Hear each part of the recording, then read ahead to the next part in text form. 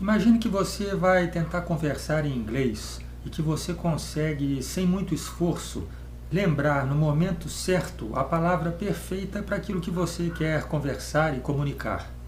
E aí você passa a se sentir confiante e articulado, sem ter que fazer um constante exercício mental para ficar buscando as palavras.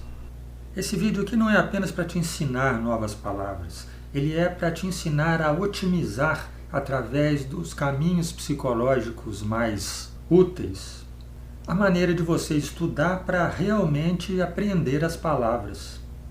Aqui você vai descobrir algumas dicas para como melhorar a sua memorização natural de vocabulário e assim levar a sua fluência de inglês para um novo nível. Bom, você já deve ter observado que mesmo quando você estuda um vocabulário novo, ele parece que não fica ali disponível para você utilizá-lo. E você tem que ficar meio que lutando para lembrar qual foi aquela palavra mesmo que eu aprendi para usar nesse momento. Não quer dizer que você vai ficar muitos minutos tentando se lembrar da palavra, mas se você perder 2 segundos tentando buscar uma palavra, você já perdeu a fluência ali naquela frase. Talvez você tenha perdido até a oportunidade de falar alguma coisa. Além disso, tem algumas palavras que parecem grudar na nossa memória e toda hora que a gente vai falar, aquela palavra vem. E você fica com um vocabulário pobre, porque você acaba indo para o lado mais fácil, que é falar aquilo que veio ali e está vindo sempre a mesma coisa. Mas existem alguns princípios que você deve utilizar, atenção, na hora de estudar e não na hora de falar, que fazem com que essa diversidade esteja mais disponível para você. Na hora de falar, não é mais o momento de você buscar caminhos, atalhos ou se esforçar. A hora de falar é a hora que sai aquilo que você se preparou para fazer. Para a gente entender como que isso funciona, a gente tem que compreender o conceito de vocabulário passivo e vocabulário ativo. Talvez você já tenha até entendido o que eu quero dizer só por colocar essas duas palavras. Muitas vezes nós sentimos uma verdadeira frustração porque o nosso vocabulário está muito passivo. É aquela história da gente pensar assim, pô, eu conheço essa palavra, mas não estou sabendo usá-la. Ou então, qual que é aquela palavra mesmo que eu aprendi para essa situação? E a maneira como a gente estuda, a forma tradicional que a gente usa de memorização quando está estudando inglês, falha em nos levar além desse problema. Então é preciso a gente aprender a estudar de um jeito para ir além de estar nos preparando apenas para o reconhecimento passivo das palavras, que é o que acontece quando a gente pegar um texto para ler, e a gente ir até uma aplicação confiante do vocabulário. O vocabulário sai do grupo de passivo para o grupo de ativo, ou seja, ele está pronto para o nosso uso, para a nossa construção de frases, para a nossa comunicação. O segredo para isso se chama contexto e emoção. O nosso cérebro tem uma maneira de armazenar o vocabulário de forma que ele prioriza a informação, os significados que estão atrelados à experiência pessoal e aos nossos sentimentos.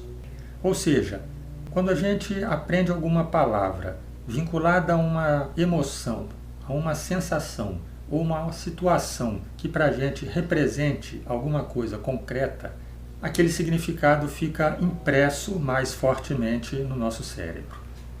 É só você pensar assim para você entender o que eu estou falando.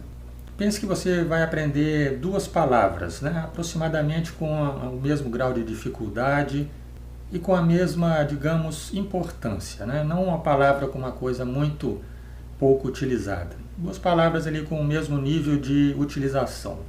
Uma palavra você aprendeu simplesmente fazendo uma tradução e olhando no dicionário. E a outra você aprendeu porque ela está firmemente ligada a uma cena de um filme. Não é fácil ver que essa segunda forma de aprender vai ficar com uma impressão mais ativa na sua cabeça? Então veja, se na hora do estudo você conseguir utilizar esse princípio para ir mais profundamente codificando o significado do seu vocabulário, claro que não vai dar para você fazer com todas as palavras, mas com algumas, com várias. Você criar uma espécie de história na sua cabeça de poucas linhas, apenas para destacar aquele significado. Você vai estar jogando a seu favor usando esse princípio de aprendizagem. Uma outra coisa muito importante na hora de ter esse aprendizado mais profundo é você reconhecer o poder das repetições espaçadas e da rememoração ativa. Vamos começar por essa segunda. Rememorar ativamente seria você se forçar a lembrar aquelas palavras sem simplesmente você as ler de novo. Porque quando você faz apenas isso, você está estimulando ali mais o armazenamento passivo, ou seja, você está se acostumando a reconhecer a palavra depois de vê-la.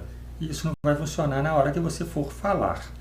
Você pode estudar mais ativamente, colocando pistas para você lembrar da palavra. Não exatamente ela, mas você cria uma situação de uma palavra, por exemplo, que leva a outra. Essa outra palavra você vai estar aprendendo ativamente. Ou então com imagens.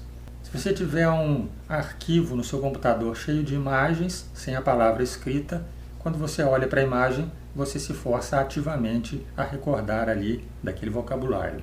E a repetição espaçada é que você tem que fazer isso de novo, de tempos em tempos, até que aquela palavra fique bem assimilada. Se você estudar uma vez só, não adianta. E se você estudar várias vezes, mas com um espaçamento muito grande, também não vai funcionar, porque você vai esquecer de uma vez para outra. Então você tem que estudar e fazer uma recordação daquilo na mesma semana, na semana seguinte, depois pode passar um tempinho maior e fazer de novo. Assim você assimila de fato aquele vocabulário e não fica aprendendo e esquecendo. Quer mais uma dica? Aprender as palavras em um contexto que as una. Criar ali, digamos, uma rede de vocabulário. Em vez de você aprender palavras muito diferentes umas das outras, tente agrupá-las em temas, em temáticas. Você pode pegar um texto sobre um assunto que te interesse e ali você tenta aprender várias palavras ao mesmo tempo, porque você vai perceber que o aprendizado de algumas ancora o aprendizado de outras. Uma palavra funciona como pista para outra, mais ou menos igual eu falei na dica anterior.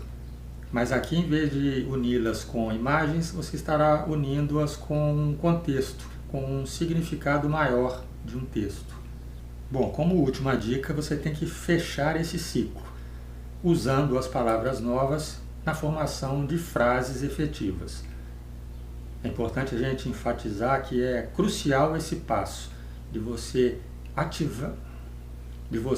integrar ativamente as novas palavras ao vocabulário e ao conhecimento gramatical e linguístico que você já tem. É como se você estivesse colocando mais uma fiada de tijolos na sua parede. Na próxima vez que você for estudar inglês, se lembre de experimentar essas dicas e veja se não vai fazer a diferença.